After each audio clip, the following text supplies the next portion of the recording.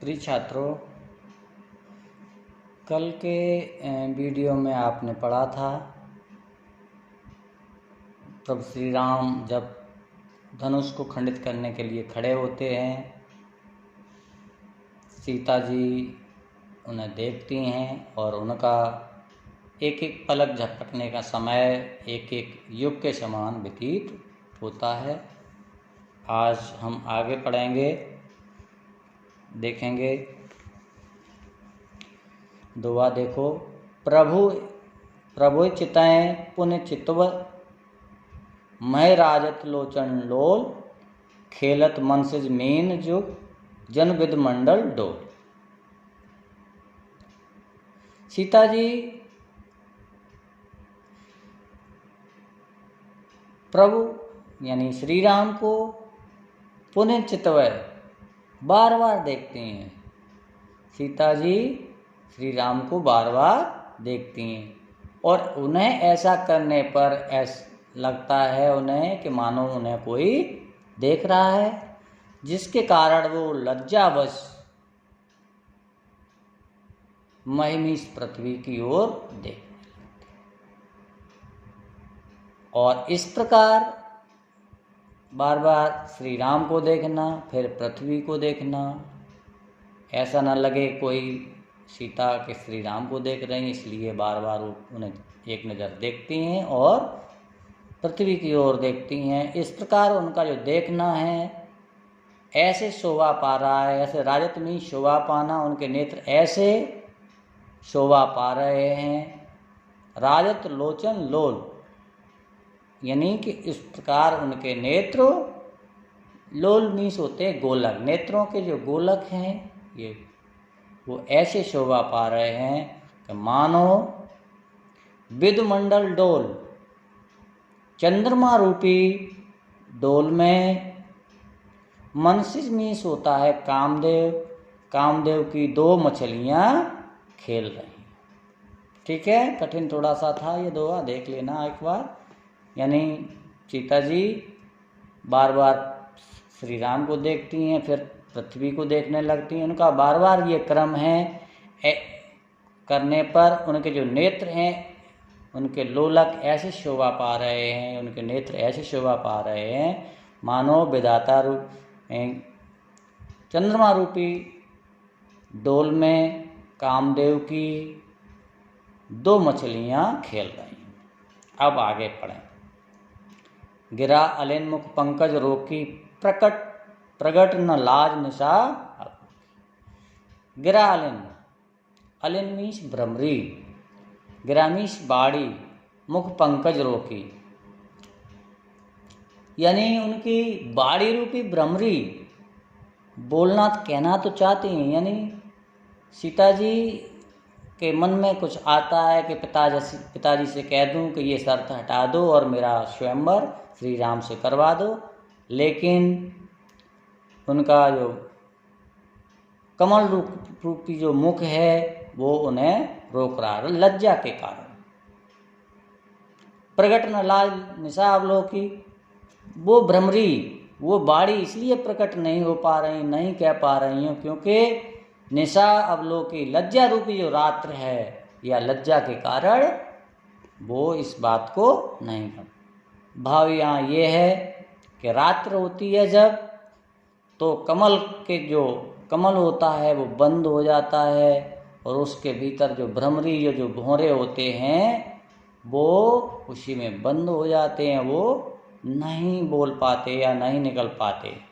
तो यहाँ पे लज्जा रूपी रात्र के कारण उनके कमल रूपी मुख बंद है और उनकी जो बाणी रूपी भ्रमरी प्रकट नहीं हो पा रहे। लोचन जल रह लोचन कोना, जैसे परम कृपन घर सोना।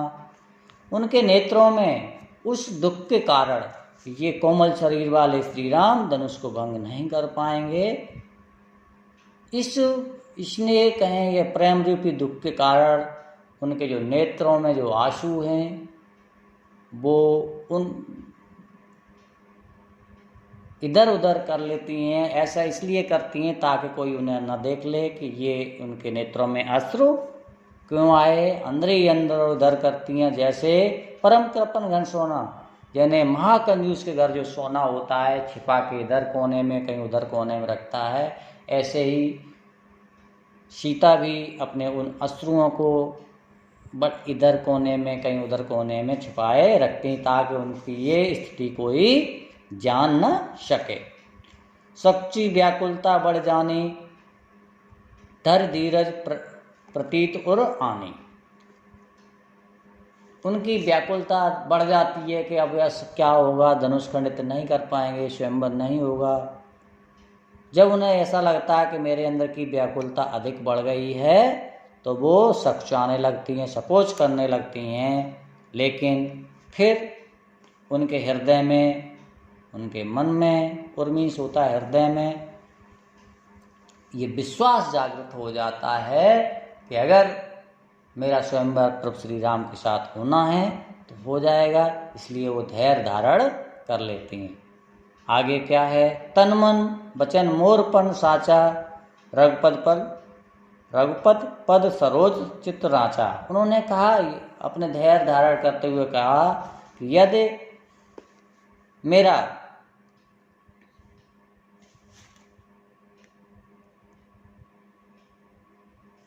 तन मन और वचन और मेरा जो प्रण है वो सच्चा है, यदि मैं तन मन और प्रण से सच्चे रूप से प्रभु श्री राम से प्रेम करती हूँ। और क्या कहा है, रघुपद पद सरोज, यानी भगवान श्री राम के कमल रूपी पैरों में मेरा चित्त मीन्स मन अगर लगा हुआ है, उनके पैरों में, राचा से तात्पर्य है लीन होना, उनके चरण कमलों में लीन है, उनके प्रति सच्ची प्रेम की स्थिति है, तो भगवान सकल उर्वासी करें मोय रघुवर की दासी। जय के तो निश्चित रूप से भगवान, संपूर्ण संसार के भगवान मुझे उनकी निश्चित ही अर्धांगिनी बनाए। पल्ले पड़ी बात, जय के जय पे सत्य स्नेहु, सोते मिले न कोई संदेह। उन्होंने कहा जिसका जिस पे सच्चा प्रेम होता है वह उसे निश्चित रूप से ही प्राप्त हो जाता है, इसमें कोई संदेह नहीं है। प्रवतन चितय प्रेम मन ठाना, कृपा निदान राम सब जाना। प्रभु की ओर उन्होंने एक बार फिर देखा और ये मन में ये ठान लिया कि जिस पर सच्ची प्रीति होती है उसे वह निश्चित रूप से प्राप्त हो जाता है। भगवान श्री राम कृपा निधान यानी कृपा के धाम प्रभु श्री राम ये सब कुछ सीता की मनास्थिति को जान रहे थे। सिया बिलोक ताके धन कैसे, चितवत गरुण लग ब्यालें जैसे।